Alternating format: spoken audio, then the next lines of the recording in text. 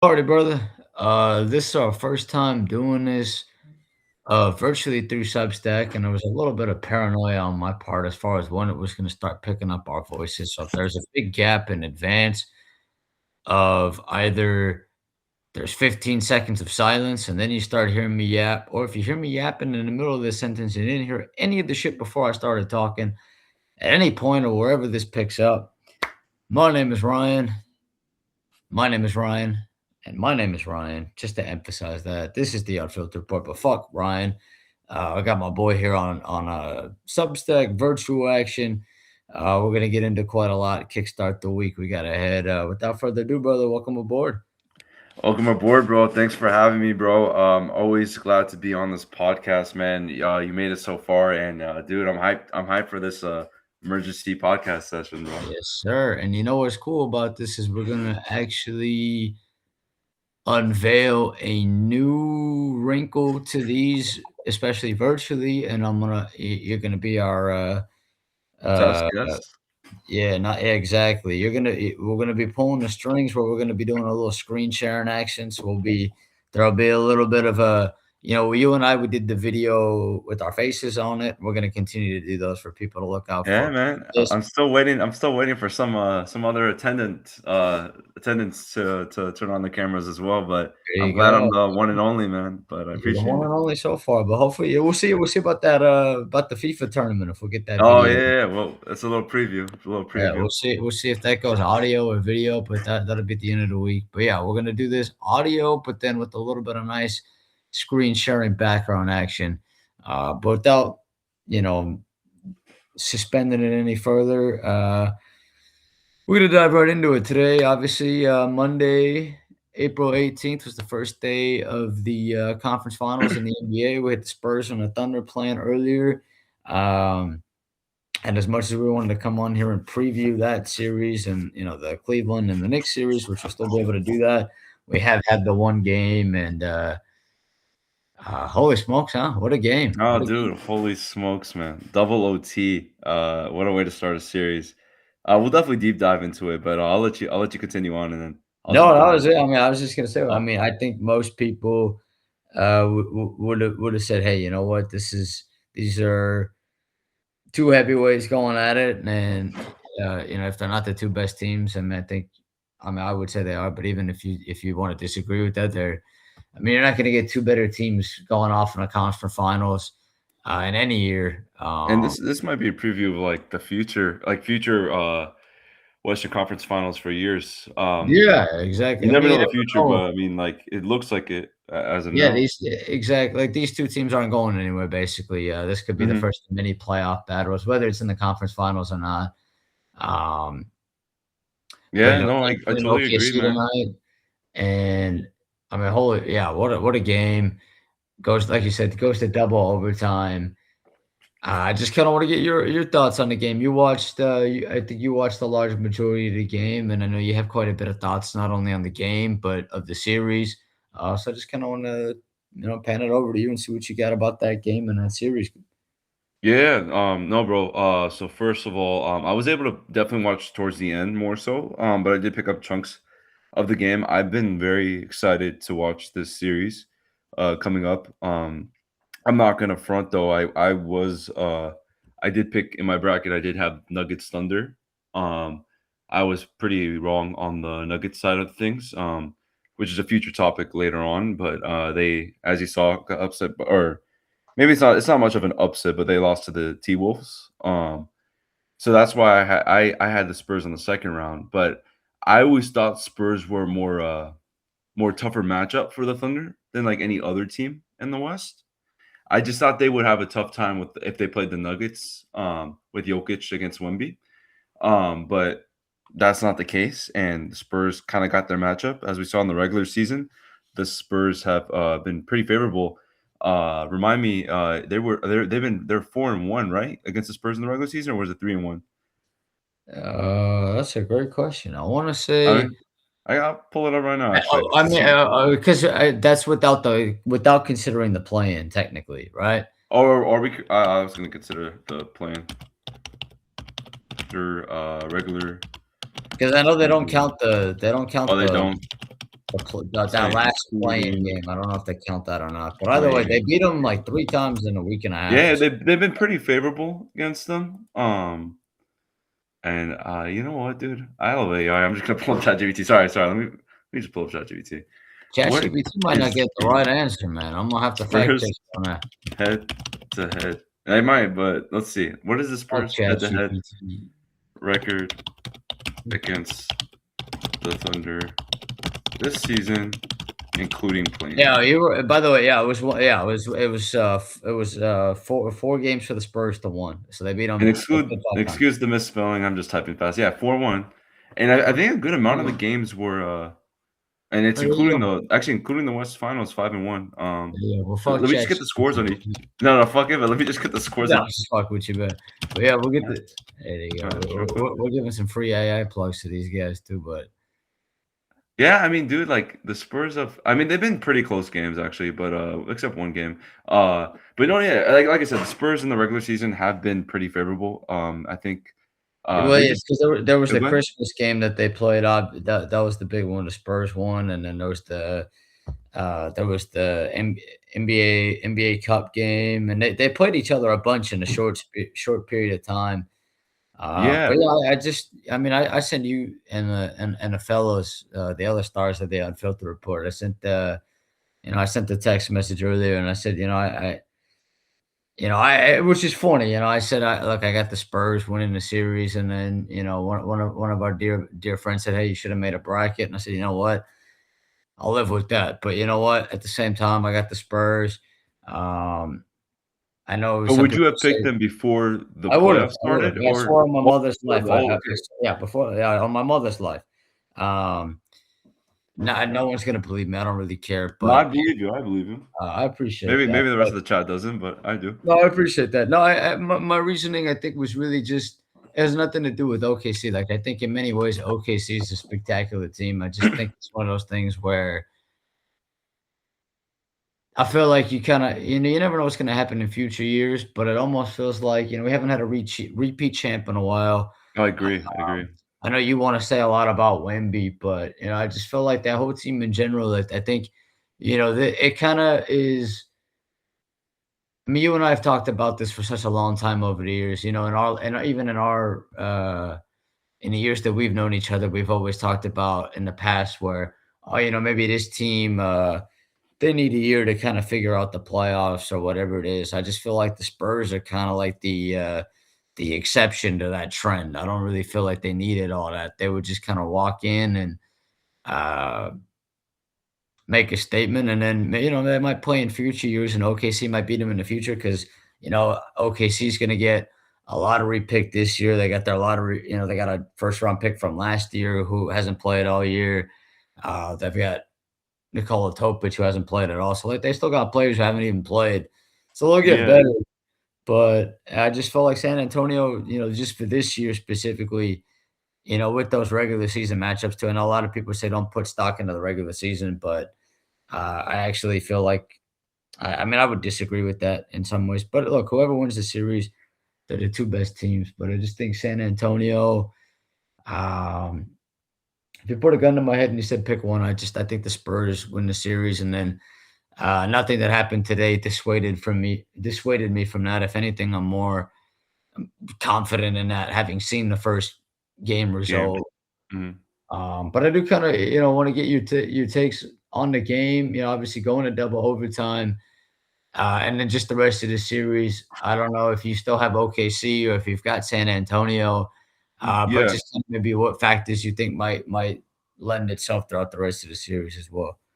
Yeah, and again, in my bracket, the reason why I picked the Thunder is because I thought the Nuggets were gonna move on to the conference finals, but now that didn't happen. Before the series started, I was actually thinking the Spurs as well. I was telling people in the chat, not even like not even just our chat, like other chats, like, hey, I really think the Spurs have a good chance to beat the Thunder. I think the Thunder again are a really good team, and I think they're much better than last season. But I don't think they're unbeatable. They Yeah, don't give me like the 2017 Warriors vibes. I think the Spurs, like we saw last year, the Pacers almost beat them, and that was like with Halliburton being injured the last 2 games, and he could have won. Like they could have won the game seven. Like it's a big what if, but it's a it could have happened. And obviously the Thunder did get better this year, but there's too many guys in the kitchen at the same time too. You can't play all these guys, and you're gonna like you do need a deep team, but I mean when you're kind of that deep, it's not as big of a factor when you're playing against another deep team like the Spurs, where like sure the Thunder might have more guys to throw at you, but the Spurs already have like 7 to 8 guys they can throw in, and that's kind of the right amount of guys to have in a playoff series. Yeah, yeah. But go Okay. ahead. Unless there's like Yeah, any go ahead, major bro. injuries, but besides that point, so yeah, the Spurs matched up with the Thunder, and I was like, honestly, I like you said, it's kind of hard to repeat in the NBA, even though the Thunder look pretty. Every year, the team, the championship defending championship team, looks like they're gonna redefend the crown, but then there's just something that happens in the playoffs, like, and not to keep like over kind of going in a loop, but like for example, the Celtics last year before they played the Knicks, like I was very confident that they would. I thought they would win it all again. Like I didn't think the Knicks had a chance, type of deal. And we saw what happened there. Denver against Minnesota. People weren't picking Minnesota at the time because they didn't know. Like Minnesota was still one of those young teams, and people were very high on Denver because they just defended the crown and they looked really good and they had the best player. And Minnesota beat them. People thought after Milwaukee would win a ring that there'd be more to come. That didn't happen. Lakers, for example, when they won the ring, like 21, they actually had, I think they might have had like a more talented team that year, and they lost to the Suns, but they were dealing with some injuries. But still, besides the point, like I don't think even though the Thunder have a lot of assets and a lot of draft picks, so they should be a contenders for a while. But the in the NBA, like as of recently, I just don't think your time. You got to win now, and it's not as long as you think. But besides that point, my game one reaction, I thought was an awesome game. I think this is truly the NBA Finals. I think Wemby was taking this game personal, not to like put the solo on Wemby. Like obviously, the Spurs have a great team, but Wemby's once in a generational player. We all Right. knew that once he was entering the class. Just look at him. You don't even like need to know ball. Like, you just look at him. Look how athletic he is for his age, like what he can do on the court, how skillful he is. Like compared to people his size, I mean, is like it's very hard to be kind of like that skillful, like like moving your body like that and stuff. Like people are usually more stiff at that size. So he definitely has unique talent. And this would be a future topic, but like I think he can really go up the ranks in history. Obviously, I don't like to compare different eras, but I think he definitely can crack like top 10, top five all time. If it's just a worry of more so injuries and longevity, but not to make that case, dude. He dropped what did he drop 40 and 20, and then uh and He had he takes 3 he blocks takes too, that right? matchup. Yeah, and how many blocks?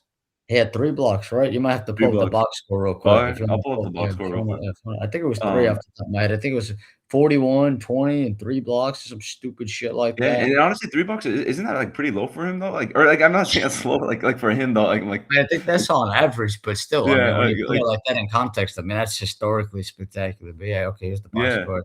The little it is a screen box. Let me sharing pull up action the we got stats. going on here. Yeah, But damn, their win probability is still too much, but, let me go to this player specific stuff. yeah, it make it go up, go up, go up. Video.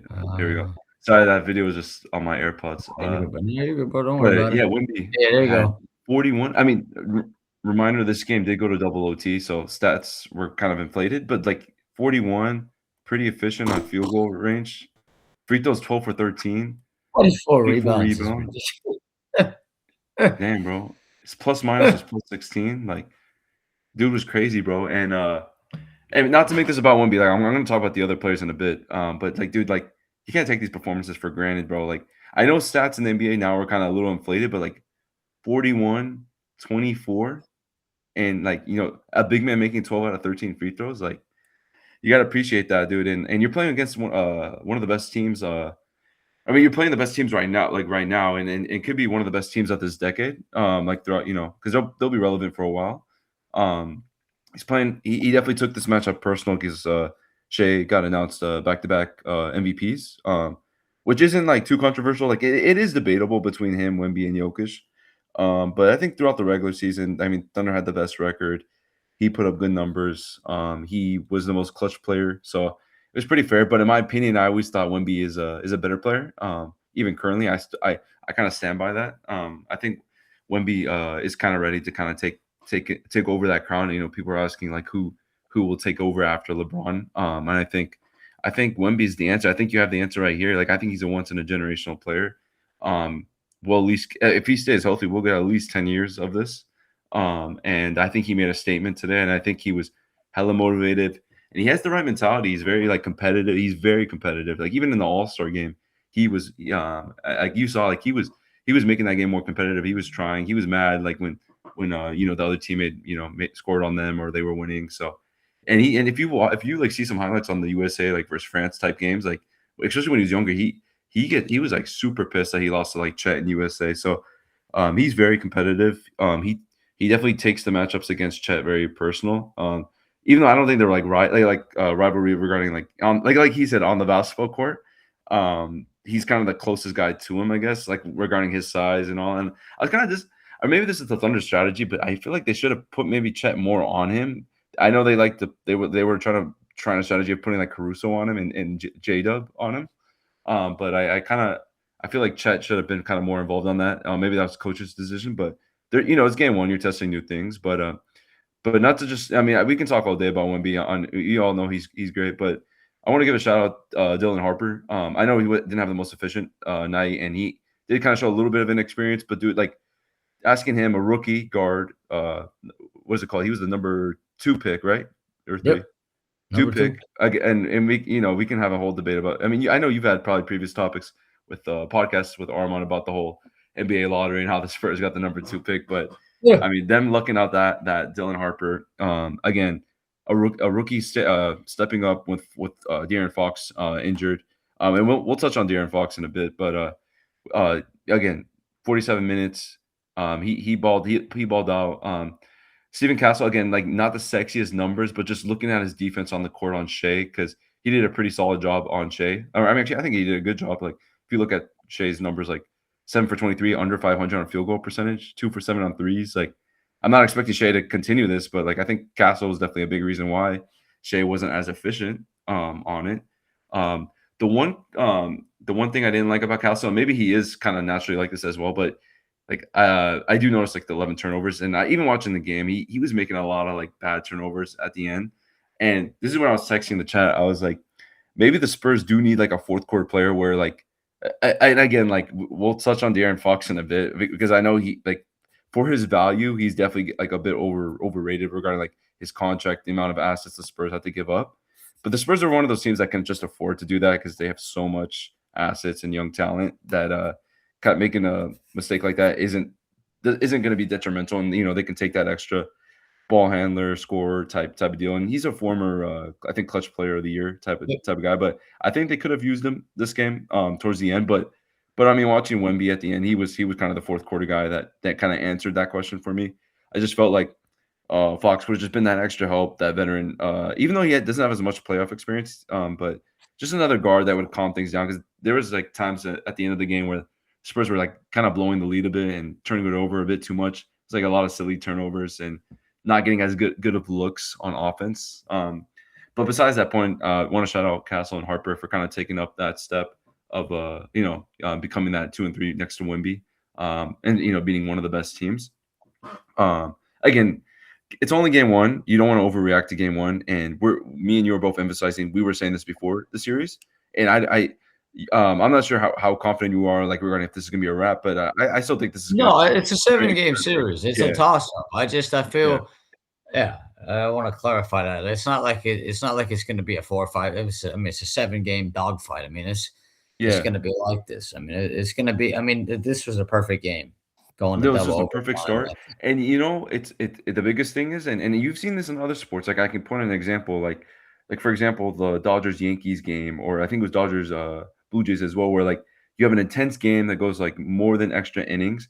How do you recover after that game? Like how do you Yeah. handle like a big win or a big loss? So we'll see on both teams how they handle that. Let me ask you this before I kind of ramble about other stuff, but like kind of I know you had to catch like the end of the game, but like who do you think it was more important to win this type of game for? Like if it, like do you think the Spurs needed to win that game, like them being up a little bit, like going to double OT, or you think this was more important for the Thunder to grab at home game one with Fox out? That's a good question. I mean, I would say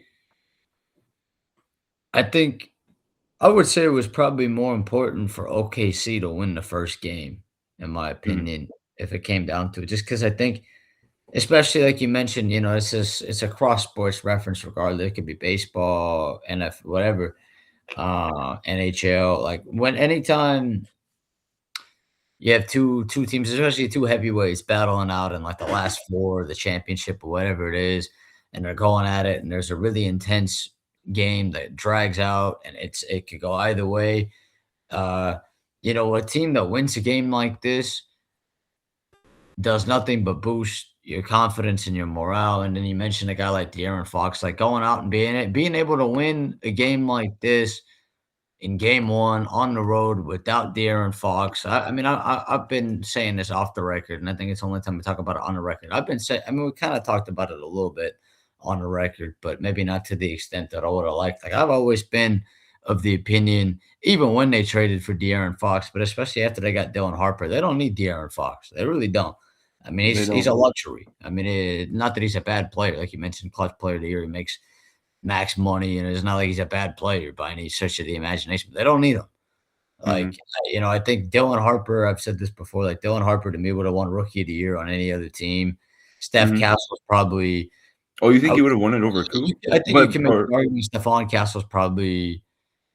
I mean, I don't want to go off on hyperbole, but I mean, he's probably one of the more underrated, underappreciated players in the entire sport. Like I Oh, think Castle, yeah, both. most definitely.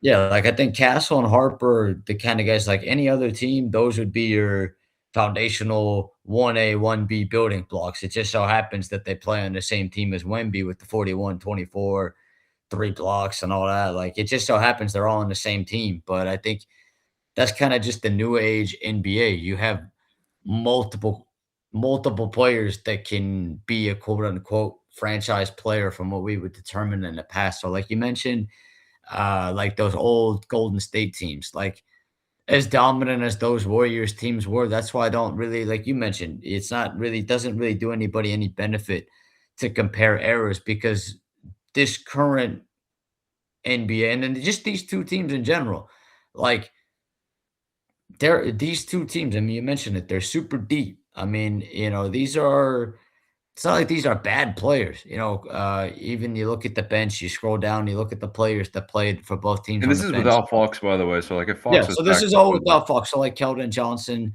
Keldon Johnson I like a 22 lot too, by the way. starter, six man of the year, Carter Bryant, first round pick, Luke Cornett, they signed, Harrison Barnes, they got in the DeRozan trade, sign and trade. Then OKC, like, we talked a lot about AJ Mitchell. OKC is so deep with their bench, but it's like, how many guys Jalen's, can you throw? But yeah, AJ yeah, Mitchell's a beast. yeah. So like Jalen Williams comes back, and because he comes back, he assumes a lot of that volume. So those 25 shots go to him. And when he was out, those 25 shots were getting distributed amongst all those other guys. Mhm. So it's just look, it's gonna be a 7 game dogfight. These are two really good teams, two best in the league. But I think what you were saying, like what stood out to me, not only before the series, but after this game one, like you mentioned, those Warriors teams being dominant. Yeah, look, they were dominant. I don't want to take that away, but also the rest of the league wasn't that good. So like OKC is just as good. I mean, not to you can't even really compare eras because they play differently and whatnot. But OKC is an incredible team. It just so happens that San Antonio is also incredible. Like I think people forget that. I mean, it literally says right here on our screen sharing right here.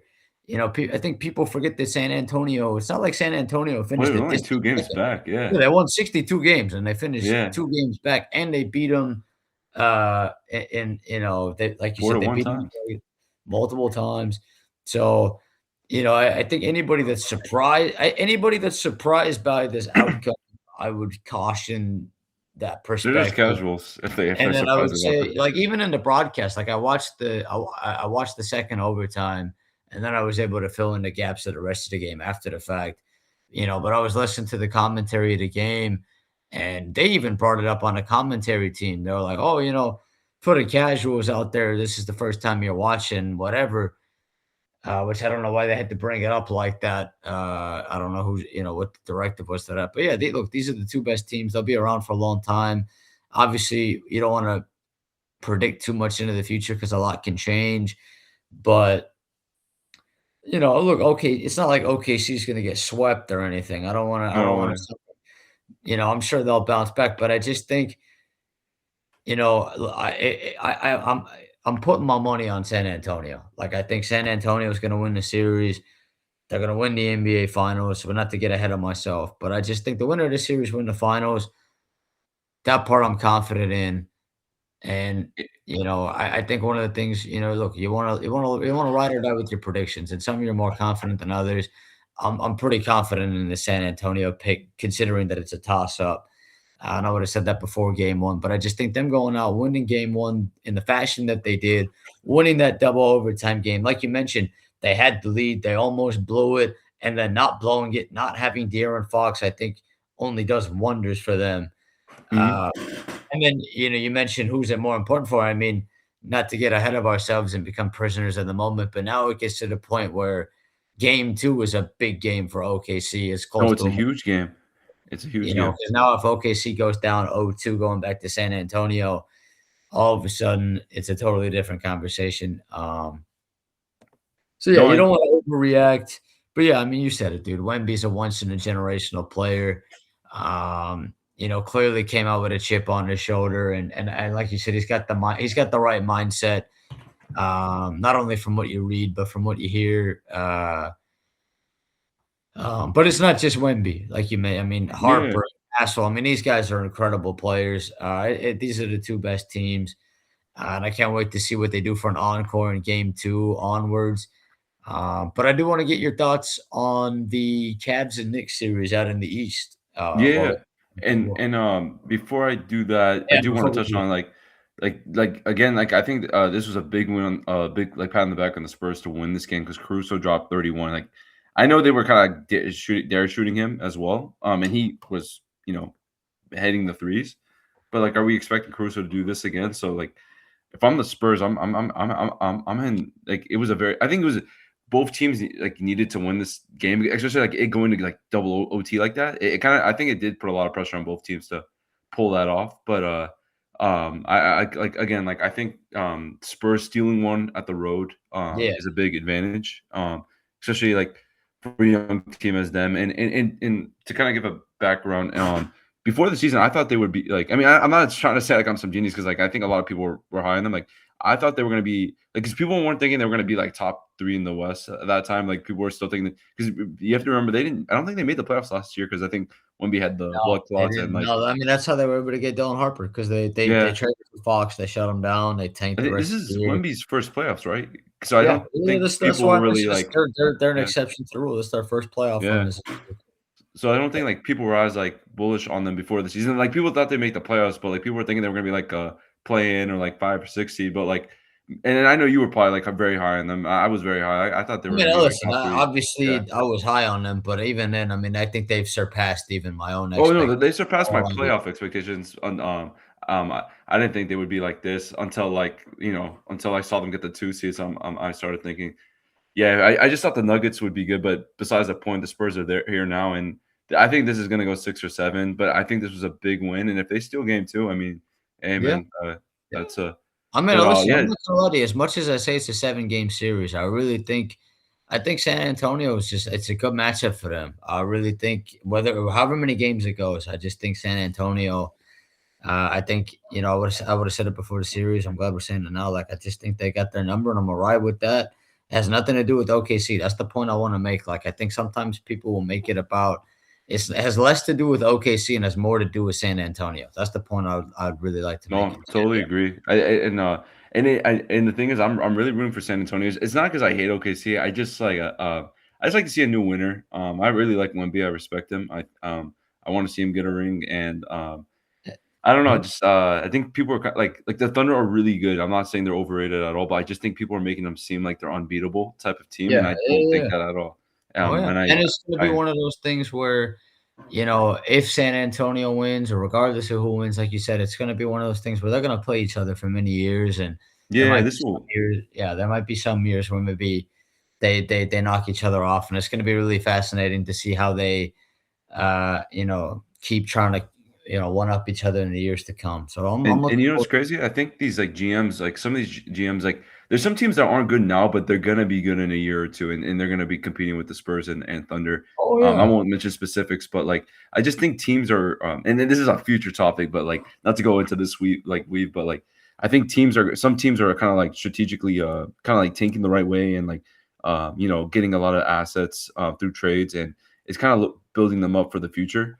And I think you'll start seeing some teams be competitive with the Spurs and Thunder, but the Absolutely, Spurs and bro. Thunder have beat them to it. Yeah, But to lead you to absolutely. the Cavs Knicks, we can kind of go briefly on here before kind of go on the Brazil squad. But yeah, man. So I can touch on I can lead this to you first, but like I want to just say like yeah, we saw that Cavs Pistons. I thought the Pistons would win that game seven, but they got embarrassed. Despite James Harden not even showing up that game seven, it was Donovan Mitchell and the big man, Jared Allen out playing Duran. And yeah, they made it to the next round against the Knicks. It feels like it's been a minute since they played a game, but they've been haven't played in a while. But yeah, we get the Knicks Cavs Eastern Conference Finals. Man, what is your preview on this? Oh, well, I'd like to apologize to our dear friend and brother Armand. I'm gonna take the Cavs in this series. Um, I think it's a toss up as well. I think they're two really evenly matched teams, and obviously, the Knicks got a really good shot. It's not like it's a slam dunk, but I just think Cleveland being able to kind of get the monkey off their back, being able to win that game seven on the road in Detroit, being able to get that victory. There was a lot of narrative and a lot of chatter about all that. And I think just them being able to get over that hump, I think they're going to be able to play kind of a little bit more freely and relaxed. And I think they have on paper a very talented team, and I don't think they're the best team in the league or anything, but they're one of the best teams in the league. And like, as much as we're talking about OKC and San Antonio, it's not like either of these teams are slouches. Going back to that OKC Cleveland 10 years ago, sure the deal. These two teams are better than a lot of those teams from back in the day. Um, I would even go so far as to say that this Cleveland team is, I mean, it's a different era, obviously, and they don't have LeBron and Kyrie and all those guys. But these guys are look, these guys are legit. They're deep. I don't think they'll. I don't know. I wouldn't pick them to win the championship, even if they win the series. Like I said, I got San Antonio, and if San Antonio loses to OKC, I've got OKC. But I just think Cleveland getting the monkey off their back, being able to avenge some demons, being able to overcome that, beat Detroit. They've won two game sevens now. Heading into this Knicks series, I think they're going to kind of play a little bit. I think this will be the first time they'll be able to kind of go into it with a little bit of their I think they got a lot of weight off their shoulders, and I think if they're able to steal one of these first two games at the Knicks, will go a long way. I think this is 6 games, 6 7 game series for sure. I don't think it's going to be a cakewalk or anything. Uh, Hmm. but I just think if I had to pick, I like Cleveland in the series. I just think them being able to not only again avenge those demons, but I think a guy like Donovan Mitchell finally being able to get to a conference finals. The Harden you mentioned. I think those two guys really pair well with each other, and then they've got the bigs, and they've got some pretty solid guard depth as well. And some complementary pieces that really fit well with what they're doing. I don't know. I just think this is one of those series. I really think it could go either way, but I'm pretty confident. Just like I'm saying, I'm taking San Antonio, and I'll ride or die with that. I'll ride or die with Cleveland, and if I'm wrong, I'm wrong. But that's kind of my thought process there. I just think I think it's the Cab series in this one. But I'm curious to see what you think about this. And I'm sorry to arm on again. I love you, buddy, but I got Cleveland in this one. No, man, dude, that was definitely like really good touching points there. Like I think you hit the hammer. I'm as much as I it brings me back to my Cleveland LeBron days making the Eastern Conference Finals. I'm rolling with New York City Knicks, the New York Knicks. I do think it is a toss up in my opinion. I don't think it's a clear cut. Because as you were talking it, you were kind of convincing me on the Cleveland, but I'm kind of trusting my gut here. Both teams could debate that they have the best player on the court with Donovan Mitchell or Jalen Brunson. I like both players a lot. Like you said, Cleveland kinda getting over their demons regarding Donovan Mitchell finally making a conference finals after, like, years of it's not like he's been, like, choking in the playoffs, like, he's had some good games, it's just, Oh, yeah, I mean, he's he been just remarkable hasn't for many been years. able to It's a team sport, right? I yeah, it's mean, a team sport, and I mean, the Jazz had, a moment where they choked against the Clippers that one year, but besides that point, he kinda he balled out that game 7, like, Cleveland winning without, like, a good James Harden performance that game 7 kinda showcase, they got the team, they got the big man, like we've always talked about, they got the players on paper, to make it work, and, I've been always been a James Harden fan, and I always admit, honest with him, like, he does shrink sometimes in the big games, which I'm not, like, proud of, but, it would be kinda cool to see him still make another finals at his age, but, yeah, I'm rolling with the Knicks, man, I think just, like, things are kinda flowing this year. They played a tough Atlanta team. I know Atlanta on paper doesn't sound the sexiest, but I think that was still a tough matchup and a tough series to go through.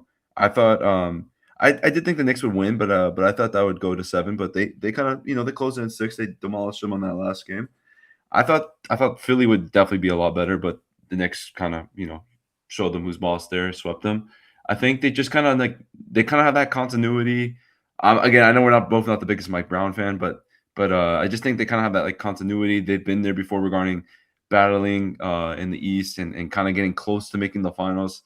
With the Pacers gone, I think this is their year. The one complaint I do have about the Knicks is besides coaching of Mike Brown, I think I love Jalen Brunson, but I just think he's pretty ball heavy, not a traditional point guard, and I think that's what kind of separates him from like Halliburton in the Pacers because the Pacers kind of have a system and kind of a like they get to play fast pace, or Halliburton can control the pace, has the IQ to make smart players get others involved. Well, Brunson's kind of more like a dribble, kind of get a foul or get buckets, but he gets buckets. Don't get me wrong.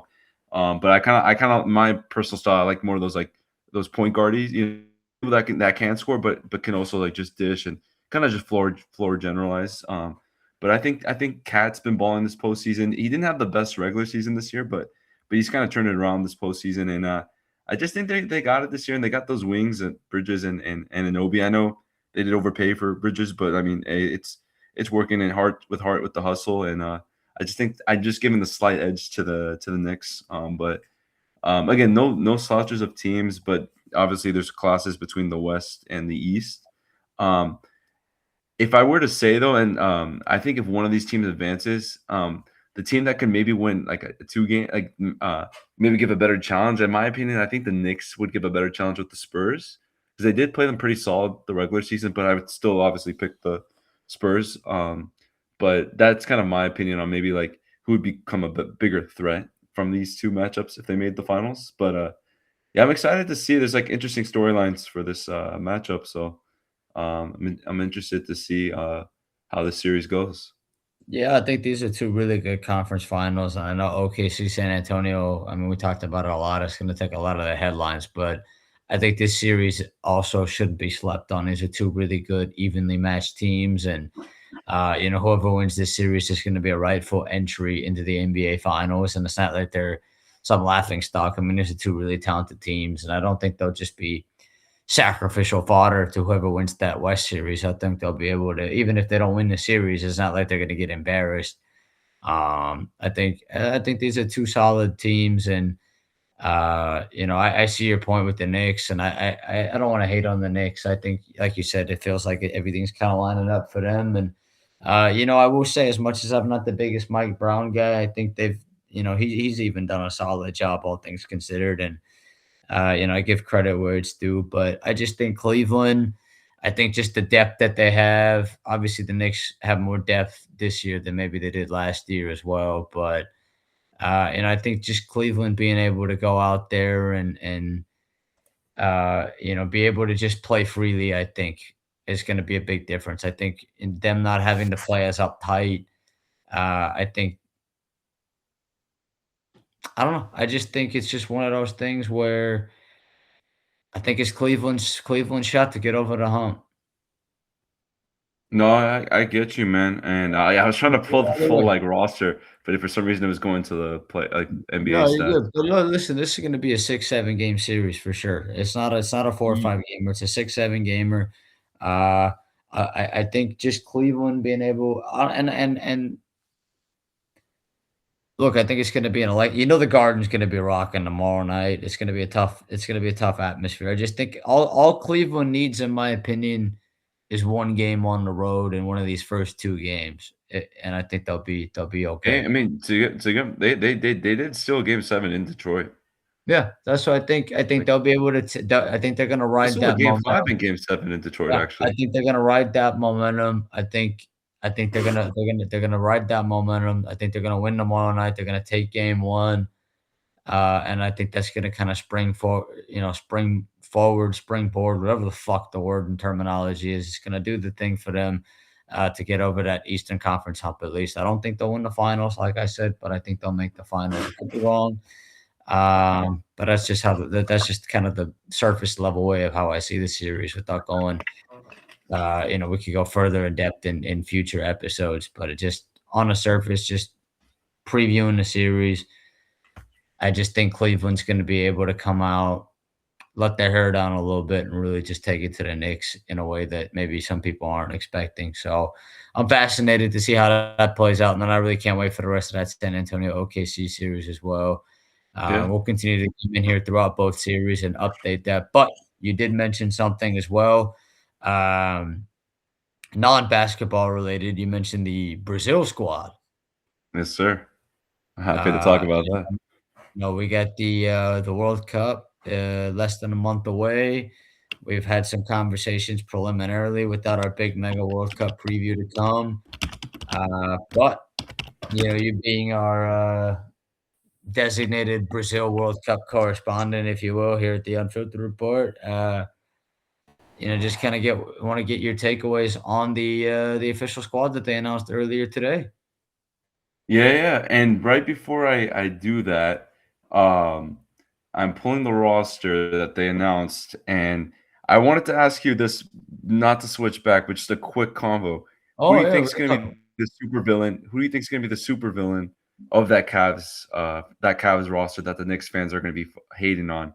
We did have previously Joel Embiid, like fuck Joel Embiid chance. We have fuck Trey Young chance. So Who's who? gonna be the They hate villain? Halliburton. So who's the next guy? Who's the villain? Is it Mitchell or is it Harden? That's a good question. I'm gonna say Schroeder? I think Donovan Mitchell's gonna have a really good series. Uh, He's from New York. yeah, I think Donovan. I think this. I mean, we kind of talked about it a little bit earlier. I mean, it's more than just Mitchell. Honestly, I think this is one of those series where I think some of those players, like a guy like. I mean, this is gonna sound maybe some people might laugh at what I'm saying, but I honestly feel like even a guy like, some of the guys they got like Dennis Schroeder, Max Strus. I think those types of No, so guys. saying Schroeder is gonna be the villain. I think those kind of guys are going to be a big part of the series as well. But obviously, just I think going to that big player. I guess I think Donovan Mitchell's going to have a really good series. I mean, he's played really well in the playoffs over the years. This playoffs is no different. I think he's going to average over 30 in the series, and I think just get again, not to keep beating a dead horse, but just getting that monkey off their back, being able to, not only beat Toronto in game 7, but like you mentioned, being able to go beat Detroit in game 5, lose game 6 at home, and then be able to beat the crap out of Detroit in game 7 on the road when probably some people wouldn't have been confident that they wouldn't have been able to do that. I think it's just gonna be one of those things where, like you mentioned in game 7, I don't even think James Harden needed to play well. I mean, he actually had a really I mean, I know plus minuses and everything. It's not like in hockey, for example, but, James Harden had the highest plus minus on the team. I think just James Harden's presence, James Harden doesn't need to be MVP James Harden. He just needs to just the threat of him being there, and then I think Mitchell will have a really good series. And I Yeah. think, He's just a high even IQ player, and then yeah. Donovan Mitchell could be that number 1A, and he could just, Exactly. he can be So that 2 exactly. player. So Harden doesn't need to carry as much of that scoring load as maybe in other years past. I think, just the threat of having both of those guys, I think they'll both be able to. There will be some games where it'll be Mitchell. It might be somewhere it's Harden, and then I think you'll get a game in there, maybe especially in Cleveland. You'll get a Max Strus, Dennis Schroeder, Sam Merrill game in there somewhere. I think one of those sort of guys. Sam Merrill played Yeah. really well in Game 7. Um, Mobley, Allen, big man yeah, guy. I think they just got a really deep team on paper, and they're not my favorite team in the league by any means, but I tip my cap. I think they're a deep team. And I just, I've been saying ever since they made that. I really like that.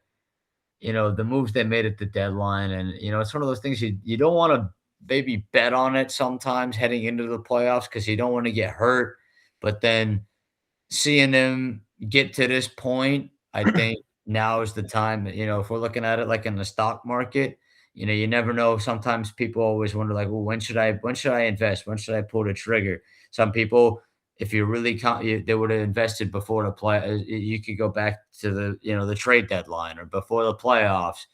But I think if there was ever a time to buy stock beforehand, it would probably be later now. Obviously, it would be more expensive, but I just think that would be my rationale. So, who would be the villain? I'm going to go with Donovan Mitchell. You mentioned the New York thing. I think he's going to average over 30 in the series. I think he's going to be on a mission to get them to the finals. Not him exclusively, but I think he'll be a big part in that.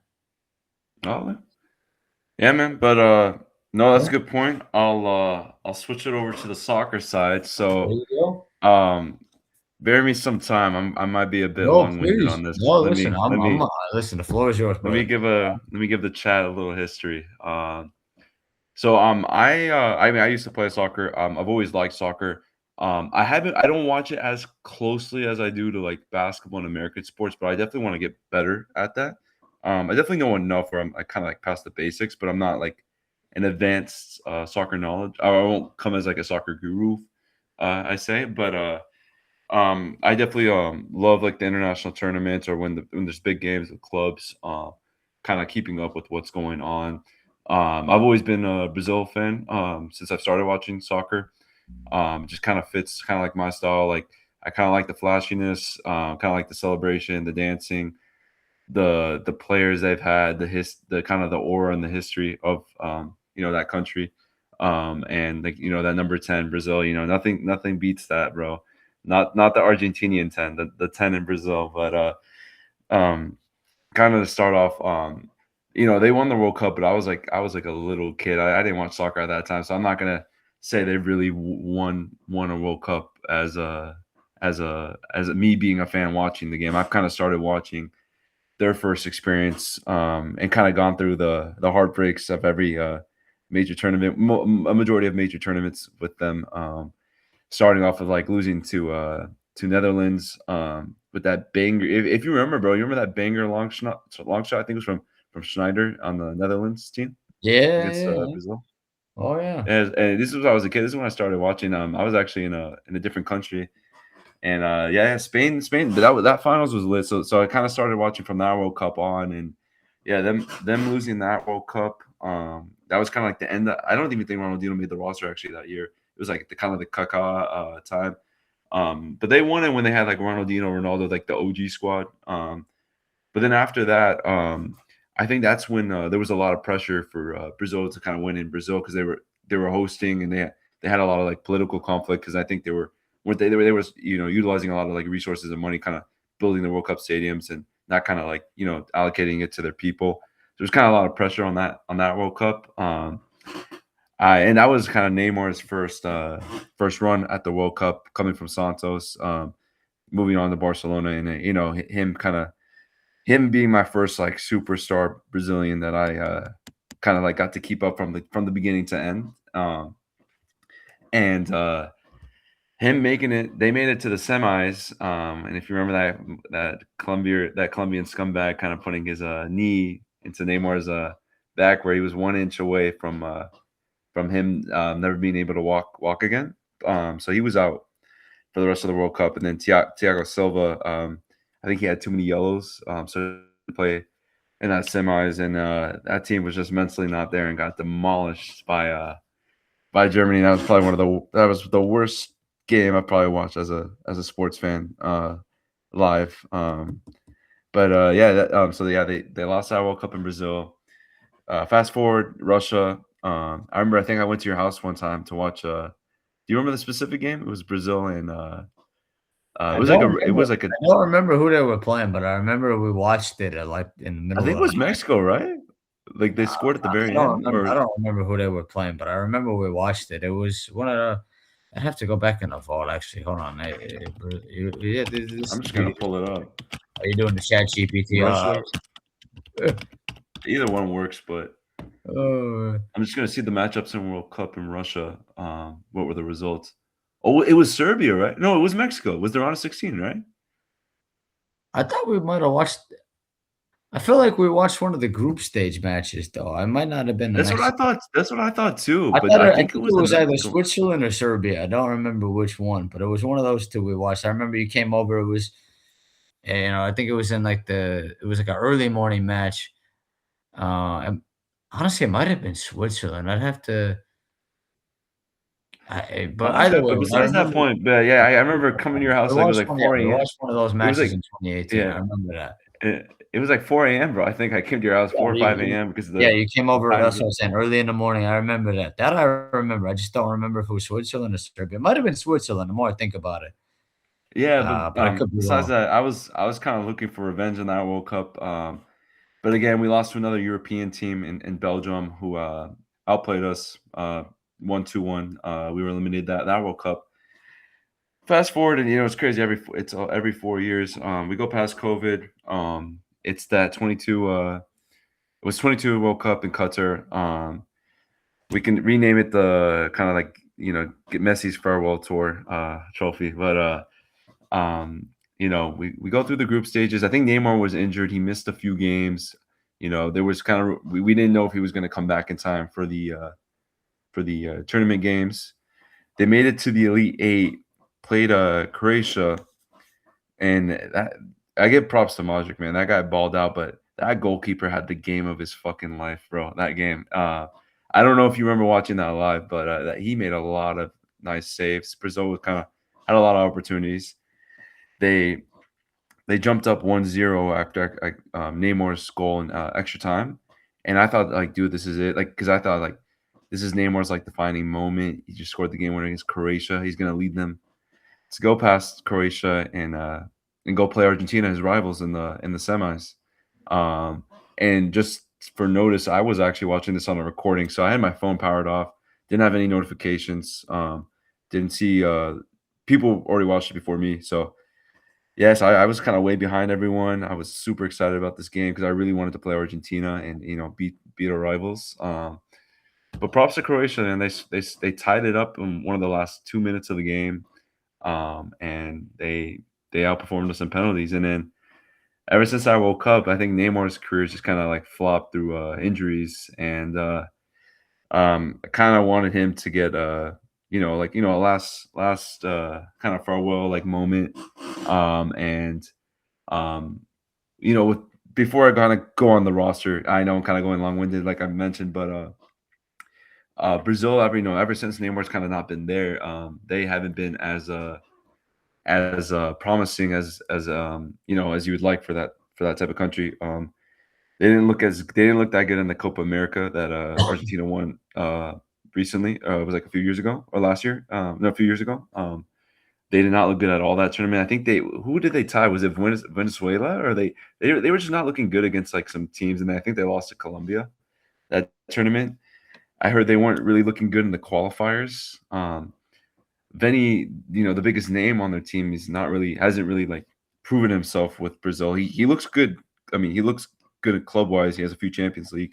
He has the numbers, but with Brazil, he's a totally different story. And I think with Brazil, they've always had the talent. I just think coaching was kind of like the missing piece, and they finally kind of went the non-Brazilian route and got Carlos Ancelotti. And I'm wondering to see how he does, kind of with his first like major tournament in the World Cup, how his presence is felt. I think they've been kind of unlucky with some injuries as well recently, as some news have came out with some of their good players. So I wasn't as optimistic to this World Cup with Brazil, but um, I think with the roster choice, I think a majority of it I agreed with was good. I think and we'll get to João Pedro, and I know you definitely have some strong thoughts of it. But I definitely like. I know Neymar is definitely not in. He hasn't played with Brazil. I believe since when was it? Was it 2023, I believe? And, he hasn't been playing as competitive club-wise, like, he went to Saudi and then playing in Santos, he's been dealing with injuries, but I think it's very important, like, because he's like a memorable icon, for the team. I know he doesn't have a World Cup with them, but he's taken them far. His style, he's a very unique, kinda controversial player that you won't really see as much. Brazilians love him. The fans love him, and, I think, like, as I said, like, as a fan, I wasn't like, some of the fans are probably not as optimistic compared to the other teams they've had, like, last World Cup, people were very high on them and very high on their forward. They were getting a lot of hypes as one of the favorites. This World Cup, we're not really getting the hype as being one of the favorites, but, I think kinda having Neymar, having kinda, like, that icon, have the fans kinda optimistic will go up. And dude, when he was announced, bro, I mean, I don't know if you got to see, but, like, when Carlos announced his name, bro, it was the room was super loud, a lot of clapping, and it was going on for a while. So Brazil's fans are very excited. I just think having his presence, a lot of the players probably grew up watching him, looking up to him. So his leadership, his presence, getting the fans very excited to watch him in the World Cup. I think that was the right choice, despite him maybe not being deservedly, needing to be in the roster with how he's currently playing. I still would pull the trigger on it. Just again, like I mentioned. Um, and I mean, just look going on social media, bro. Like not even Brazil fans, like just soccer fans in general, just excited to see him, Ronaldo, Messi kind of have their last ride, even though they're again not in their peak form or to what they are. But just give them like one last chance at the World Cup. Um, but I'm still pretty solid on this World Cup. I like our forwards that we have on our roster. I know midfielders aren't the best. Not we're not as talented as maybe past years, but I still think we have good talent where we could make a run. And you never know in the World Cup, upsets can happen. You don't always have to have the most talented team to win the World Cup. There's definitely some good players. I think Vinny is a key player that he needs to perform like well. We've been waiting for a while as Brazil fans to see him. Rafinha, he's a late bloomer player, so I'm excited to see him ball out in this World Cup as well. And excited to see where it goes. I know we have Morocco in our group. That's gonna be a fun, tight, tough matchup as part of our group stage. I don't. We'll talk more regarding the World Cup preview and on predictions and all that stuff. So I won't go there. But overall, pretty solid. I did want Thiago Silva, even though he might not be in his prime. Again, I just think in the World Cup, I think it's very important to have that leadership, that experience of those type of players. Because like you've seen in the past, like Thomas Mueller, the name like if you remember like Closey, I think his name's Closey, who does he might not be the best player in the club, but he does really good in the World Cup, and he was still scoring goals, I believe, at an old age as well. So I think you having like, despite them maybe not being as the best in their club or them being a little old on an age, I still think having that experience, that leadership, you want to fill your roster with that. And I'm excited to see Endrick if he gets some time. I know he was a very kind of hyped up young promising player, so I want to see how he turns up in his first World Cup. So I kind of like seeing Neymar's name, kind of seeing the big names on the roster chosen. Got me pretty excited for this World Cup. Not saying we'll win it all, but I mean I still think we have a chance to win it all if things go all our way. But not saying we should be one of the favorites, but I think we're maybe top five, top seven team. So and you never know what can happen there. I know a lot of fans are definitely complaining about Martinelli. Uh, I don't watch him as closely, but hearing that he comes off the bench from Arsenal, I don't know why we didn't take Ja Pedro over him. But again, I'm pretty satisfied with what we have in the forwards. Currently, our current structure, we're kind of slacking on the midfielders, but I'm glad we got Casemiro, even though he's a bit older. Again, that experience, winning Champions League experience as well, like having him on the field will help. But yeah, that's kind of my thoughts. Again, I would like to see João Pedro in this and Thiago Silva, but I'm pretty okay with it. I'm excited to see how Ancelotti is going to lead this team with a better manager compared to the past. And yeah, I'm pretty excited about this World Cup, and I hope we can get a ring or get like a World Cup trophy. But what are your thoughts? And I know you would want to touch on the João Pedro side of things. Yeah, I mean, I definitely, yeah, the João Pedro thing definitely stood out to me. I mean, I'll be honest, I honestly hadn't prepared for a scenario where he wasn't gonna make the squad. So when I saw your message, or I think it was either your message or it might have been one of the other stars of the Unfiltered report that said that he wasn't gonna be in the squad, I honestly couldn't believe it. Um, I wouldn't consider myself. I don't know, man. I think it's one of those things where I like João Pedro a lot. I liked him at Brighton. I like him at Chelsea. I think he's a great player. I think what is it, 18 goals this season or something like Yeah, that. he's balled out, I think 18 goals. And Balled up, that actually. obviously goals aren't the only Yeah, contributing, stats to matter, but but I just think he's a really well-rounded player, and he would have fit really perfectly with the rest of these players. But at the same time, I will say. Um, you mentioned Carlo Ancelotti. I mean, obviously, he's a managerial legend, especially at the club level. And Brazil, actually, I thought, it was very fascinating. Brazil went out and extended him before the World Cup even started, up until I think it was 2030.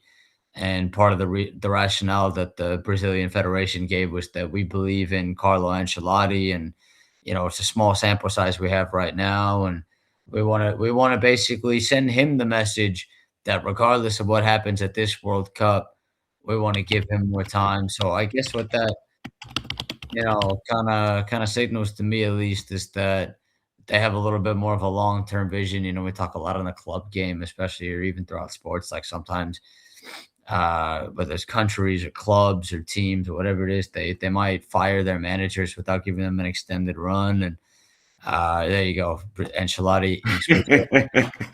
That's the beauty of the screen sharing. I don't have to pull shit out of off the oh rip. yeah, this is the video. This is the video of the picture. I love it. You So want I, but you want but me to yeah, send I you a think. snippet or what? Well, You want me to send you a snippet of this, or how do you do no, that? no, you don't have to send me a snippet of it, Uh, bro. I mean, I read it early. That's the only reason I knew ahead of time. no, dude, you definitely gotta make this the cover. Actually, this is sick right here. Him with like a serious face. Inks Brazil extension until 2030. There you go. Hey, I think there's a way we could set that thumbnail. We could find a way to do that. Um, but yeah, I just think Carlo the Don, man, Carlo Ancelotti. I don't want to second guess someone like that in that sense. Whatever decision making process is involved there, I'd like to give him the benefit of the doubt. But at the same time, from my humble view, I was definitely, I wouldn't even say surprised as an understatement. I was definitely completely shell shocked, or whatever the word you want to use, that João Pedro didn't make it. But beyond that, I think you made some really good points about Neymar, especially that I probably hadn't considered as well, which is completely fair and valid. Which is the leadership aspect, and just being able, I is he going to start off the rip? Uh, Especially they had injuries, bro. I think like Rodrigo's out. Like Rodrigo's out. They had some forwards out too. So Yeah, they got yeah, some I big think that kind injuries. of gave him the chance It to sucks get that in. Estevao is going to be out as well, and I know you mentioned Thiago Silva didn't make it. I know Andre Santos didn't make it either. But when you're a country like Brazil, and you're as talented as you are, there's always going to be somebody that gets omitted. I mean, we'll see that with some of the other World Cup squad reveals as they continue to drop. Um, and when we end up doing our big mega World Cup preview before the World Cup, and we go team by team, there will definitely be a lot of instances for different varying factors of why certain players didn't get named to the roster. But yeah, João Pedro, oh, Chelsea yeah, didn't even make it too. Richarlison. I mean, that's not as surprising, to be honest with you. Yeah. Andre Yep. Santos. Look, they got a lot of talented players. They're only going to be able to take so many. Um, I do Did you like. agree with Martinelli though? Did you think he should have took the spot over these guys? Uh, And excuse this, I don't know why this hat is on here, You but have like, only 2 moves. Yeah, there you go. This is the beauty of the screen sharing. But I don't know. Listen, I trust Carlo, and I think the federation making that decision in the manner that they did shows not only their belief in him, but the long-term vision. So, I like that aspect of it where it's, hey, regardless of what happens here in North America in the summertime, they do have a lot of young talent in the Brazilian pipeline. Obviously, I think maybe it's one of those things where maybe they don't win it this year, but we look in 4 years and they're far better off because of the decisions that they made here. Um, I'm excited to see how the squad looks, though. I think Carlo uh, and that I'll be interested to see how that plays out come the summertime in the World Cup because, like you mentioned, they maybe don't have the same level of luster and appeal that they've had in previous. But that doesn't mean that they're not talented and they're not probably one of the three, four, five countries that really have a legitimate shot. So they're right there at the top in my mind. Uh, and I'm a big Igor Thiago guy, my guy out of Brentford. Mhm. I love goal scorers. That's my thing. I love people that can put the ball in the back of the net. Igor Thiago, my Brentford guy over here. Um, I think he's going to be a big component of their squad, and even a guy like Mateus Cunha as well. I like him a lot. So they got a lot of attacking talent. I mean, even they're gonna have a lot of options out there, and it'll be interesting to kind of see the lineups that they employ and how that goes about. But yeah, I'm really hyped for the World Cup preview, man. So just kind of putting a bow on this, I kind of want to throw it to you real quick just to kind of wrap things up. Is there any either concluding thoughts, either on Brazil, maybe going back to the NBA playoffs, or just anything you're looking forward to in our future recordings, whether it's audio, video, screen sharing, editing that the people out there should look forward to? Yeah, no, I appreciate you leading me to that. Hey man, to start off, I am definitely looking up forward to this summer, man. I'm hyped for all the tourists to come down here. America's gonna be popping. World Cup always my one of my favorite times of the year when it pops up every 4 years. Definitely gets the nationalism pride for everyone's country. I like seeing different cultures, different countries take pride in their culture and country and kind of especially in it being in America. Dude, we can just go to LA, we can go to like a fan share, dude. I'm so excited for that, and like just experience the passion everyone has for their soccer team.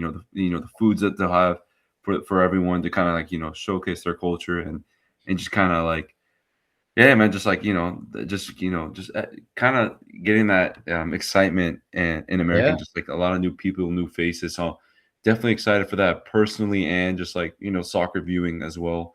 NBA playoffs, man. I'm very excited for the finals, especially like I mentioned, Spurs Thunder. I'm definitely going to try to watch the games I can watch, especially like, when I'm not in school. I'm definitely going to keep up with that. And excited with this podcast, man. I'm excited for the potential FIFA slash podcast session we're going to run next weekend, and this overtime weekend or technically. this weekend. I'm saying Yeah, yeah, this like next weekend. Sunday. Um, Yeah. and what's it called? Definitely excited for another video recording. We just haven't had the chance to meet up, but Yeah, we'll have we'll a video coordinate that. recording session and kind of go more in depth. And just for the fans, bro, maybe I'm sounding like my voice sounding a little different. It's just late at night on a weekday, so but no, I still think we're doing great. And what's it called? Yeah, man, I'm working on just developing short clips. We found the app. We just need more recordings. I just want to do a bit more research when I have the time to kind of how to edit some certain videos into our voices background because I think we have the content. I just think I need to learn how to video edit. But once I get that down, it's a long term project of ours, and it'll be big things from there. And I'm excited for NBA players like Jalen Brown or like Rich Paul, Clutch Sports, Yeah, anyone to call us out as we make it big as well. yeah. Hey man, cheers to that, all of it, man. I love you, brother. Yeah. Yeah, no, this we're yeah probably gonna have a lot of people upset with us in due time, but that just means knock on wood, it all means we're building in the right direction. But yeah, I think just echoing everything you said. Obviously, couldn't agree more with a lot he said, and especially the World Cup, man. Are you talking about the Stephen A. Smith? Yeah. Oh, Stephen A. Smith gonna be on here chopping it up one of these days. He's not. Stephen A's not gonna be happy. Uh, Yeah. Shams Charania is not gonna be a happy man in a couple of days too. But man, I just think you said it perfectly in all the different aspects. With the World Cup. just getting all people from all You different know what walks. we tell them about free smoke, bro. Huh. Uh, I can't find the picture, but you know what I mean. Oh, man. The screen sharing and the video editing is gonna take this to a whole new level, It's gonna man. be crazy, bro, man. We're gonna fuck Yeah, around a lot, man. like you said, it's a long-term project. It's a long-term vision, and we'll work. Words are difficult. We are work shopping. Wow, words are difficult, man. We're workshopping through a lot of things right now, and we're just continuing to trial and error. And like you said, we got a lot of things in the works. We got the videos that we're gonna come up, and shout out to you for taking the time to do all the future stuff we're gonna have with the video editing and the short clips to go out on. And then, we got some exciting announcements that you're going to have later on regarding that. So I'm really pumped, man. But yeah, dude, it's definitely people out there. Got to stay tuned for that FIFA tournament as well. If anyone wants to join us in that, please reach out. We don't have a finalized field yet, so there's always room for invitations, but we're aiming for Sunday, which is this Memorial Day weekend Sunday. So if anyone wants to join us live on the Unfiltered Report for a FIFA tournament, uh, And one other thing too, man. I'm definitely down to add album review if we get Nate in, and oh, maybe yeah, yeah. if we get David from Fullerton, There you Cal State go. Fullerton. There you He's a go. big Drake fan, so I'm definitely down to hash it up there There you too. go. Alright, there you go. Well, we'll have to get all the yeah, we'll have to And get all Vincent as the well. yeah, Vincent Tapia. we'll get all the Drake people for a Drake album, 3 album review. Three That'll be album review. yeah, we gotta get the boy Nate Dogg. I hope he hears this, and I hope he knows how much I love him too. All those guys. I I love love all you those all, guys. guys. Love Love you all all. those guys, man. They're that shit fills my soul, man. I really can't emphasize that enough. So we'll definitely, yeah, we're gonna do more than just sports. I mean, it's not just gonna be Yeah, athletes we'll mad expand. in We'll due time. expand. Yeah, it's not just gonna be athletes that'll be mad in due time, but hopefully people will be happy too. Peace and love. We want That's all we promote. That's all we we promote. want peace and love.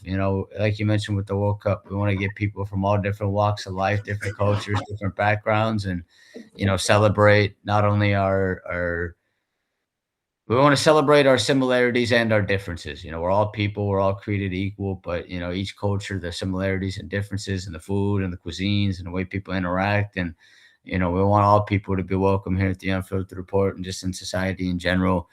Uh, you know, Peace and love over hate always. So looking forward to it, man.